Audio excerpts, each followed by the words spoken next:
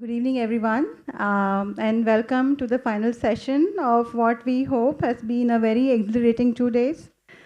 We worked really hard to put all of this together. So show us some love, please.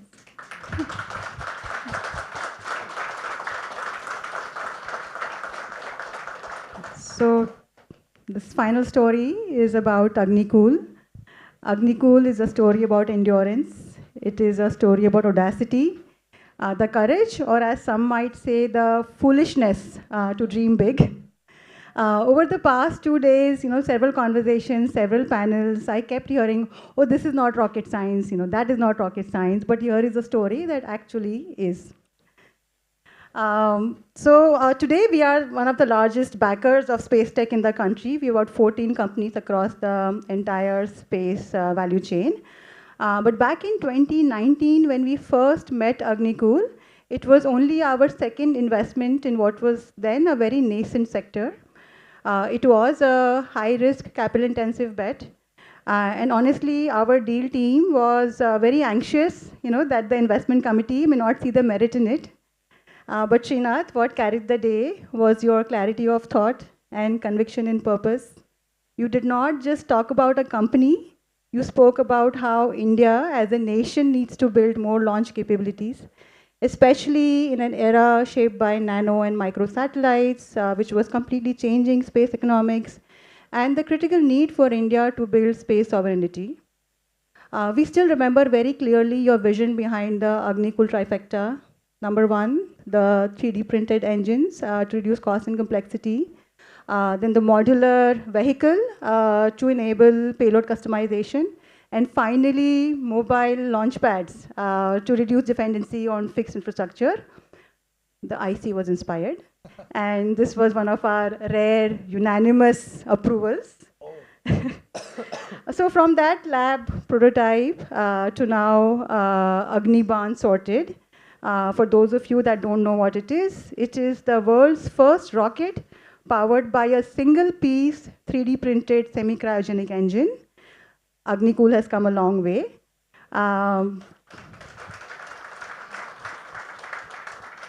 But to really understand this journey, we have to rewind to the beginning, right? So, Srinath, you come from Wall Street, right? Hardware is hard. Space is hard. Hardware in space is unbelievably hard, right?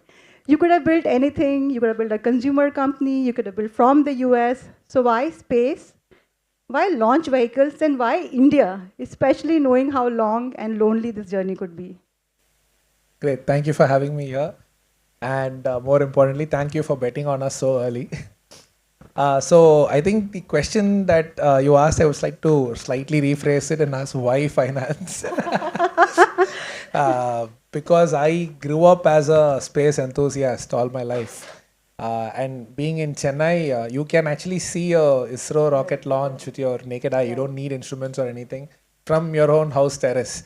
And so that's how that first fascination started. And then you come down and you see it in Doordarshan. That was the days of Doordarshan, well before YouTube. So that is where the seeds were sown, I think. But it took me a couple of choices to come to space. Before that, ended up doing electrical engineering, then finance, all because there was a lot of hesitation both within myself and also in my family and close friend circle that if you do aerospace, basically there are no jobs available. Why are you signing up for a course where you will not get a job? And so that is why I did electrical engineering and then saw all my friends make a lot more money in finance than I was making. So then went into financial engineering in Columbia. And that took another 9 years in New York, in Wall Street. But I started realizing quickly that the thirst for hardware, space tech is not going away. So quit that, registered for a second master's in aerospace engineering. And I think the best thing I did in all this is moving to Los Angeles and being around the SpaceX community because that's where this normalization of rockets happened, right? When you talk to enough number of people who are all building rockets, suddenly it feels like, yeah, that's also a product. I mean, those are also people. Even though it is very hard, you get into that mode of thinking is also doable. And these many years in finance also made me ask that question because I was in a trading desk. Every single day, the question will end with, what is the P&L for the day? every single day. And the more junior you are, the more up to date you have to be. So this is drilled into my head to answer that question. So this is also like, how do you make money out of building rockets? And that's where the business opportunity also came.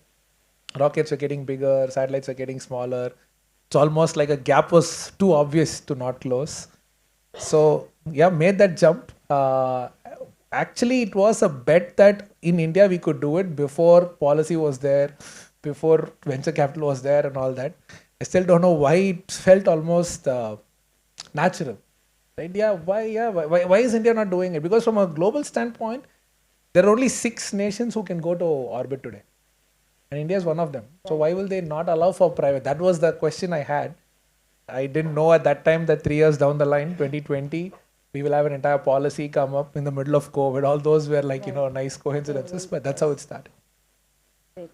So every founder wants, no, so before I go there, I just want to respond to your thanks for backing you. So IIMA Ventures was actually built to help people like you take the road less traveled. Anyway, so every founder wants some kind of validation, before they decide to commit their lives to an idea. For most of Agnikul's early days, there was no real, no obvious market pull, right? Very little investor appetite and a lot of regulatory uncertainty. So what gave you the belief, the conviction to keep building before external belief showed up? Yeah, I think the biggest thing was it started from a customer pain point, right? So I knew that if we build this, we can sell it. That was there. It was never about the tech alone, even though I came into it to build rockets and I hardly do that these days. My job has changed completely over the last 7 years. But I knew that there is a product that we are building that people will use. I may have told this to you and your team before, but let me just narrate it for this audience also, right?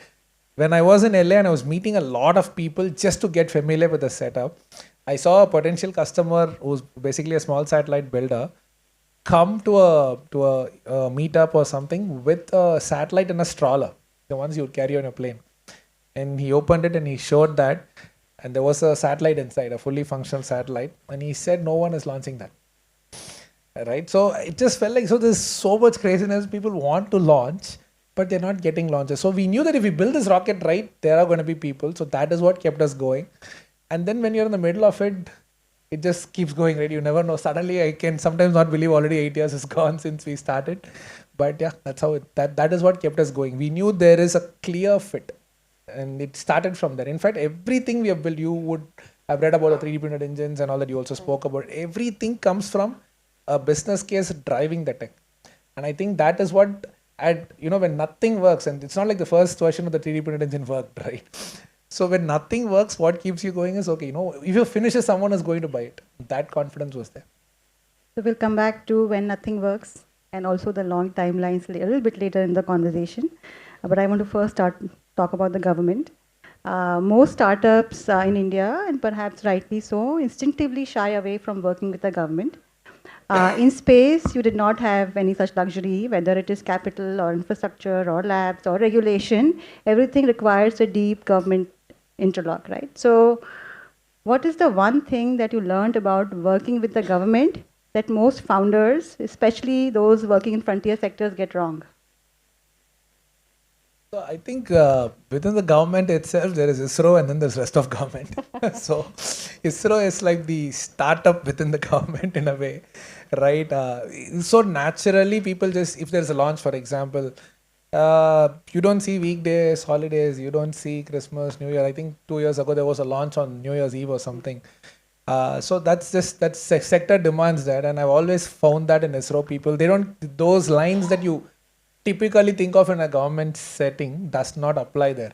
So it was easier in that way. But the challenge when we started between 2017 and 2020 was there was no clarity on policy. So even if ISRO wanted to help, they didn't know how to help. Right? It was all like a one-off. How many one-offs? You can't have a series of one-offs to get a permission. So that was a little confusing. But that is what I learned, that unless there is a framework in place, things are not going to easily move within the government, because you can't pull off too many one-offs. At some point, someone is going to just say no, or it's going to become very person dependent, right? So that is what actually InSpace provided. The clarity that yes, you can privately do missions in India, where India's role is just going to be that of a regulator. You're not doing it for the country. It's not an Indian satellite. It's not an Indian data point or something like that. Is it possible to catalyze, that framework happening sooner? What if InSpace hadn't happened? So that's a nice hypothetical question. Hard to imagine what it would have been like. I think what we would have done is built it all in IIT and sold it to ISRO, saying this is a nice rocket we have built. Why don't you use it? Okay. So now we'll come back to the failure point. We hear a lot of talk about failing fast and celebrating failure in the startup world. But let's be honest, most of these stories are told in hindsight, and they're also cushioned by eventual success. You had 4 very public, very visible failed launches, including one that got aborted moments before liftoff. How did you, and there were no convenient external scapegoats also, right? So how did you personally keep going in moments such as these? And more importantly, how did you rally your team to keep going when the entire world was watching? So we prepped enough, right? So one thing we always knew, because all launches are very public in nature, we told ourselves, the core team at least, that everyone is going to judge this. It's just a test launch, so it's okay. You can have a couple of hiccups, but unlike other sectors where you do the test in a closed setup, you are going to put yourself out there. Everyone is going to come and say Agnikul can or cannot fly a rocket. Both ways. It's not like they are biased against us or for us. It's very visible, right? Anyone can declare a judgment on it. So we were prepping for that, but it was harder than we thought.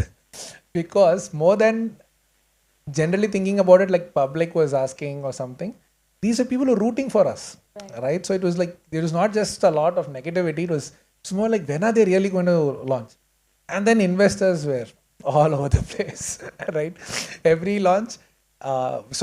Just to use the right jargon, there were 3 launch aborts. So we never even started the engine. The flight computer itself figured out there is a problem and it shut down the launch sequence. And in each of those moments, we had to explain to ISRO why we got all the way to that point and then said there's a problem. So they had a very simple question. Why couldn't you find this out all this while you had 6 years to do this? And then the other one is, once I used to come out of those meetings, in fact, the engineering team was doing a lot of that. I used to be there, but they were the ones talking.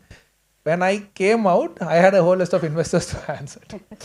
So that was what made it hard, but we knew that none of the points were like earth-shatteringly wrong. Someone didn't, set the right flag in a software.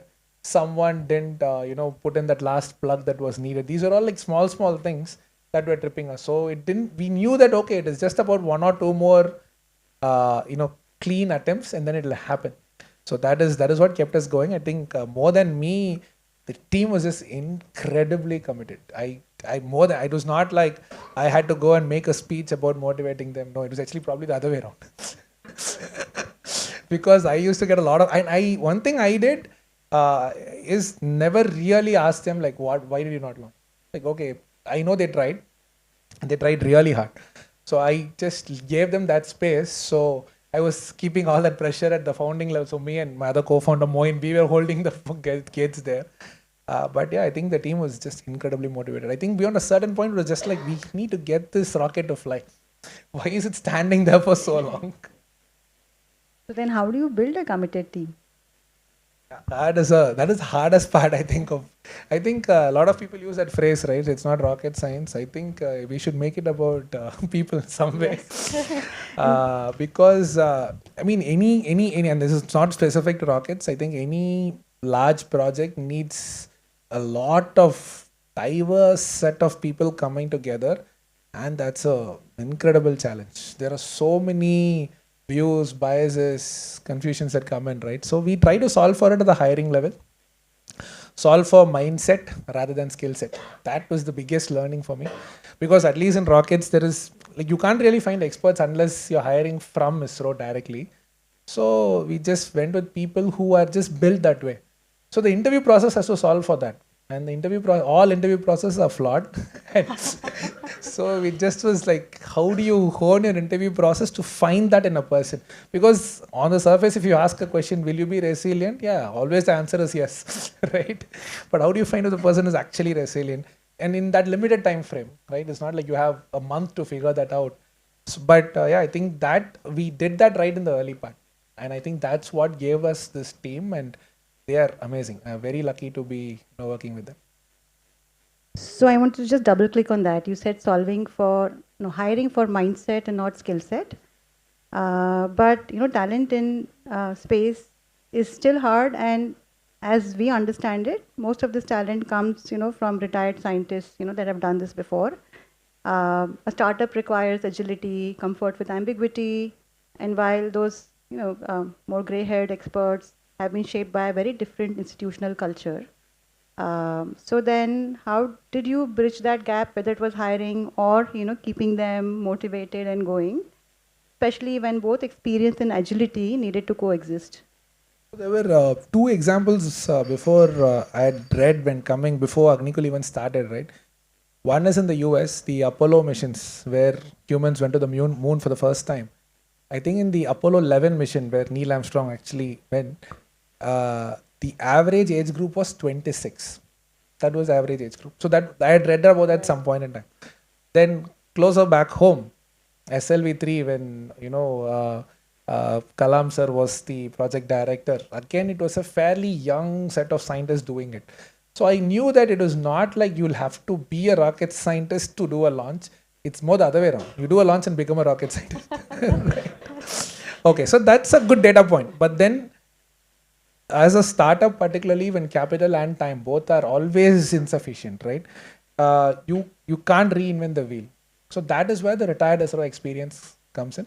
So what we have tried to do is hire a bunch of younger people, people who are thirsty, people who can push boundaries, people who are not biased against technology because they've seen too many failures. I have seen this in most experts, and I don't know, there may be experts here, I'm not generalizing, but in most of them, the more time they spend in a sector, the more pessimistic you get about what will work. Absolutely. Right? It's you need a little bit of naivety to go and attempt something. You actually said that, like sometimes it is foolish enough to be bold.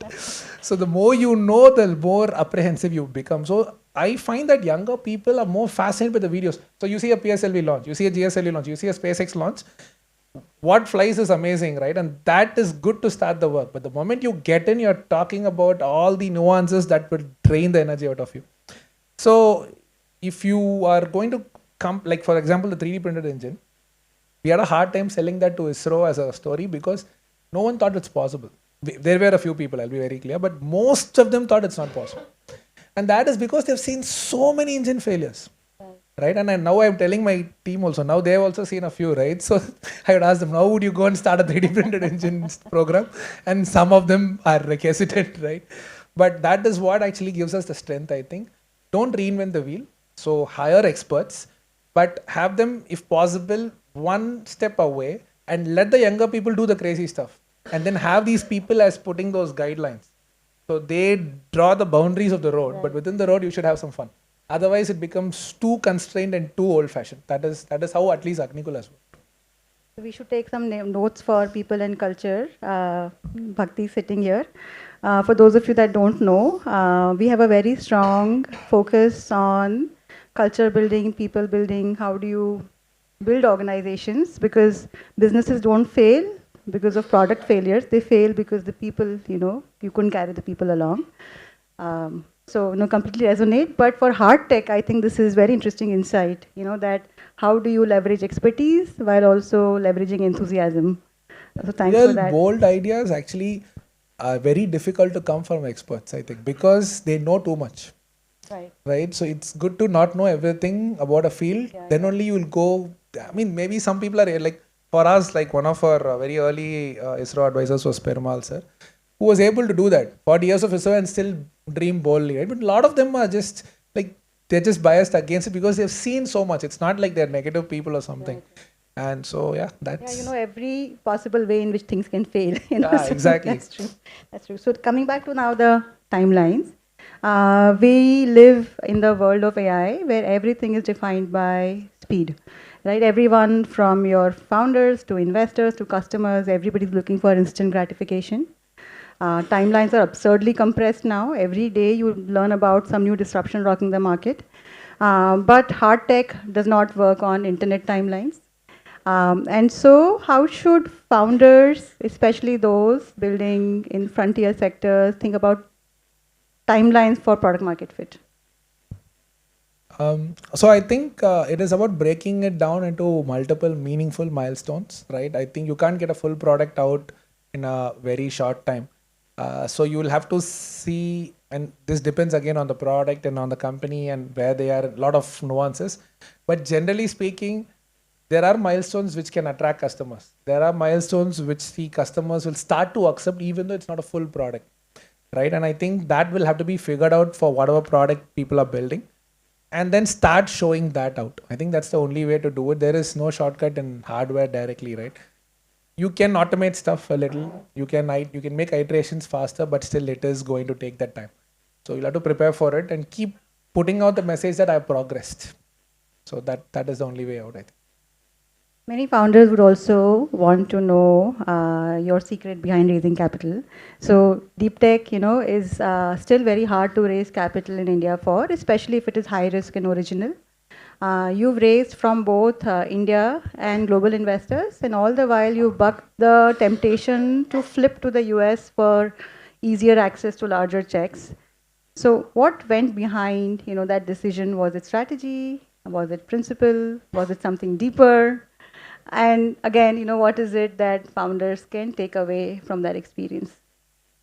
Yeah, I think for most founders who are building something probably very new, this will be the same story, right? I think all it takes is one or two S's. So the 100 no's shouldn't demotivate you. That is all it is for us. The strategy, if for people who've done software, is brute force. That is the strategy. Just pitch to enough number of people, and we are in a country where there is a lot of money, right? Money is not a problem, and also outside actually there are enough pockets of money out there. The traditional established VC names may be harder to get because they are driven by very specific mandates. This is the fund start, this is the fund exit, and so on. But others are a lot more sources of capital are there. So I think it's just about trying. That's all. If you just keep trying, and one of them will have to say yes. So why didn't you flip? For me, I came from there, right? So it was almost like, what's the point of again doing the whole thing in US? I was there for 10 years already. And I also realized in the aspect of building small rockets, cost is going to be one of the key drivers, and definitely it's going to be inexpensive in India. That is the other one. So there's no point of simply having that structure there and doing it here because there is going to be a lot of import-export restrictions. And third, I felt this is dual-use technology. So all it takes is one combination of leaders between India and US to shut the whole thing down. Right? We don't know when that will come in our story, and we never wanted to expose ourselves to that risk because I've been through that experience in US where I was on a H-1B visa there, and I was not let beyond the lobby of SpaceX or any of the rocket companies. Right. And that was because, and it's good it is that way, right? Security is important. I'm not cribbing about it. I'm saying that's a good thing. But then who knows when that will be used against you. So that is why we felt until we become a really large player, it is best done from the home country. Makes sense. So before we open up the floor to the audience, I'll just ask one final question. I don't think everybody or anybody can attempt, solving hard, deep tech, frontier tech problems from India. They're very long horizon. So then who should and who shouldn't? What is the DNA of the founder, whether that's psychological, emotional, intellectual, of somebody that should? I actually think, maybe not. Everybody, I don't know, but a lot of people can. That's my answer, actually. You should be deeply passionate about what you're doing. And that automatically brings in resilience, right? I think because what it is going to do, what is the difference between a hard fundraise and an easy fundraise is resilience. Hard engineering product and easier engineering product, again, resilience. It's again and again only that parameter that keeps coming up. And resilience comes a lot from passion.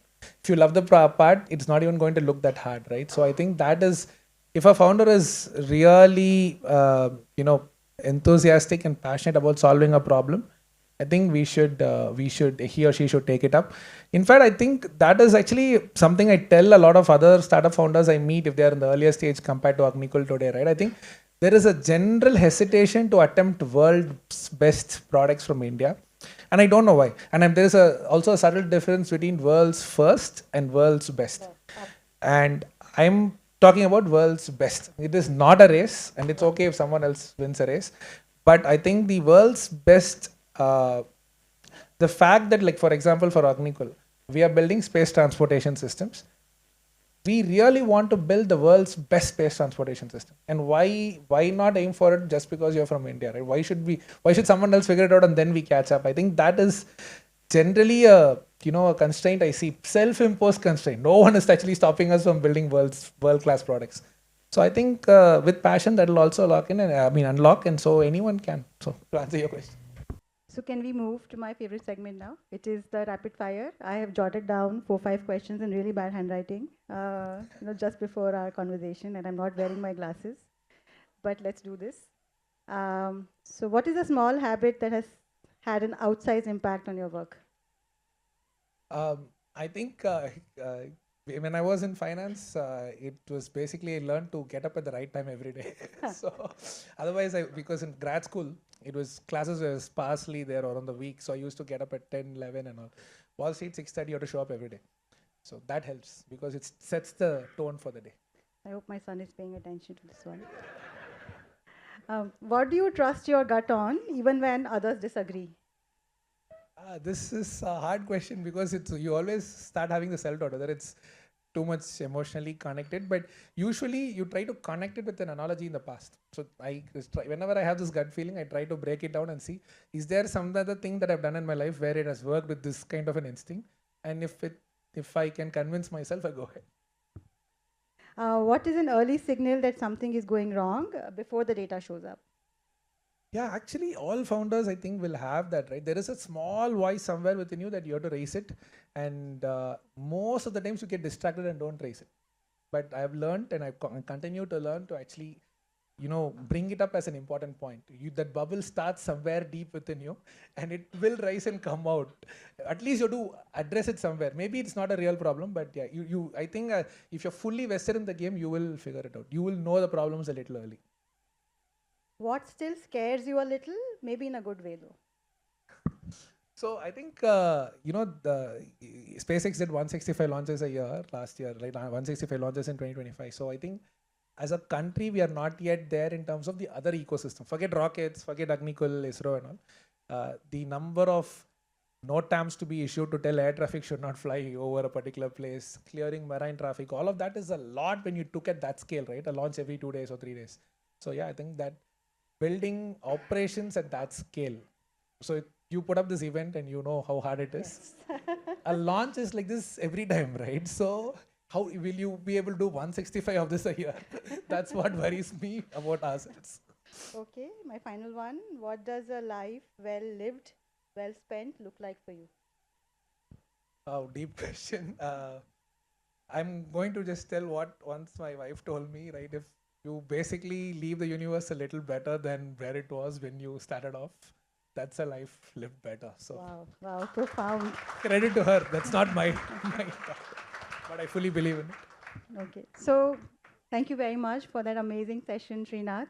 It is a story about having stayed long enough through failures, through uncertainties, through long periods of time when progress was not visible to the outside world. Having stayed long enough for something extraordinary, for something magical to happen. So what does this tell us about solving hard problems from India? That solving problems worth solving from India, they don't necessarily reward speed, but they reward staying power. So Srinath, we are very glad that you stayed, and we are very, very thankful that you chose to build Agnikul out of India. Thank you very much. Thank you.